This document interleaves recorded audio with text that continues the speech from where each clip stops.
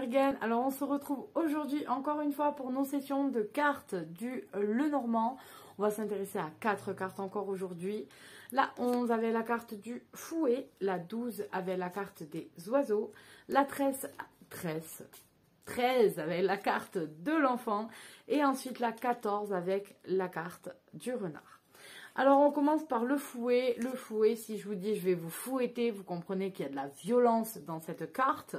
C'est de la violence, c'est des disputes, c'est aussi la répétition parce que des coups de fouet, d'accord? On donne des coups de fouet, on ne donne pas un coup de fouet, on donne des coups de fouet.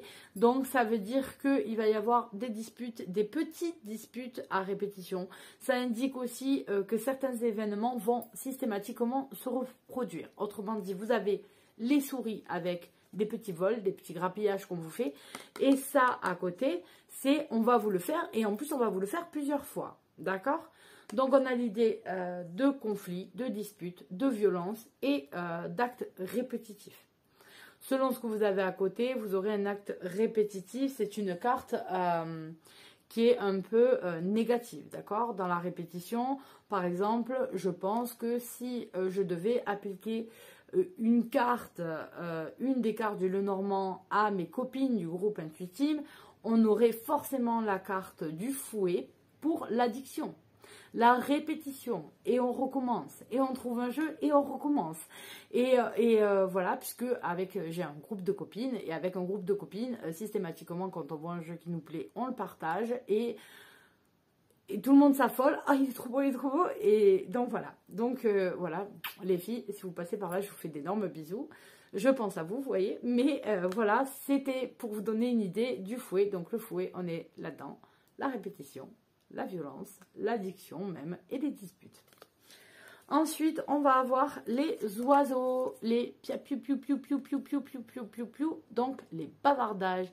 Les oiseaux, c'est aussi les commérages, ils sont toujours posés au-dessus et ils regardent ce qui se passe.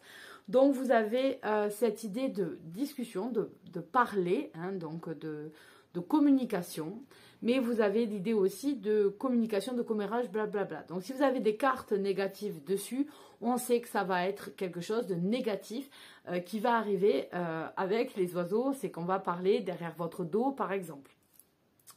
Donc, les oiseaux aussi, c'est le fait d'être un petit peu nerveux. Le fait qu'en fait, s'il y a trop de blablabla comme ça, etc., puis un oiseau, il est nerveux. Si vous allez trop vite à côté de lui, il s'envole direct. Donc, il y a cette idée de nervosité, de discussion et de rumeurs, de commérage, de choses pas très très jolies, avec la carte des oiseaux. Donc voilà, quand vous voyez les oiseaux, vous pensez à pia pia pia pia pia, et direct, l'idée vous viendra. Pour la carte de l'enfant, ben c'est simple, la carte de l'enfant, c'est l'innocence en fait, tout simplement, qu'on va rencontrer dans l'enfant. On a la jeunesse, on a le nouveau départ, on a, voilà. Dans l'enfant, c'est voilà, c'est la vie qui nous reste à vivre et l'innocence qu'on a quand on est petit. Donc avec tout ce qui est enfantin, donc c'est assez simple l'enfant. Voilà, ça vient assez naturellement tout le monde. Et ensuite, on a le renard. Alors le renard, c'est le renard pareil de l'époque, hein, donc c'est le côté fourbe, le côté manipulateur, le renard, d'accord? Il vient manipuler, il vient vous faire des fourberies pour essayer d'avoir ce qu'il veut, d'accord? D'avoir ce qu'il veut. Il est rusé et le renard, il est intelligent. Donc, un renard, il faut avoir cette vision-là. Donc, l'intelligence, la ruse, le manipulateur. Donc, on peut avoir... ouais, tout ce qui est dans la manipulation, etc. Donc, vous pouvez tomber, je ne sais pas, si vous tombez sur un tirage où vous avez désigné l'homme comme votre partenaire, etc. C'est peut-être qu'il n'est pas très franc avec vous, d'accord? Il est rusé, fourbe, il attend quelque chose. C'est pas... Vous voyez, c'est des exemples que je peux vous donner. Mais voilà, encore une fois, les idées sont très simples.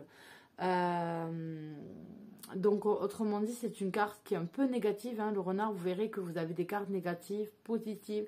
C'est pour ça que moi je vous conseille de prendre en fait un cahier, de faire vos cartes, vous imprimez, vous les collez, enfin je sais pas, vous les imprimez, vous découpez, vous collez, et de faire un code couleur, par exemple rouge c'est positif, noir c'est négatif, les neutres c'est les grises, donc voilà, celle-là par exemple, si elle est entourée que de positifs, elle sera pas, son négatif sera pas énorme, quoi, d'accord, c'est pas définitif non plus comme carte, d'accord. Mais voilà, je vous conseille vraiment de prendre note et de faire vos petites notes toutes simples et vous dire voilà, et les regarder ensemble. Vous prenez le renard, vous en mettez une à côté et vous pensez quoi? Vous pensez quoi? D'accord? Si par exemple sur certains trucs, par exemple j'ai l'enfant et le renard, sur certains trucs là, je dirais voilà, peut-être que ma fille est une petite hippie.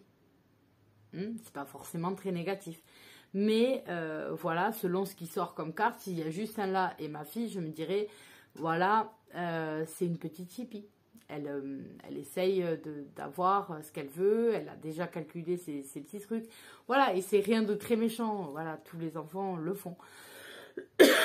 Non, c'est pour vous montrer qu'elle peut ne pas être extrêmement négative. Donc voilà pour cette carte et je vous retrouve donc demain, si tout va bien, pour les 4 cartes suivantes.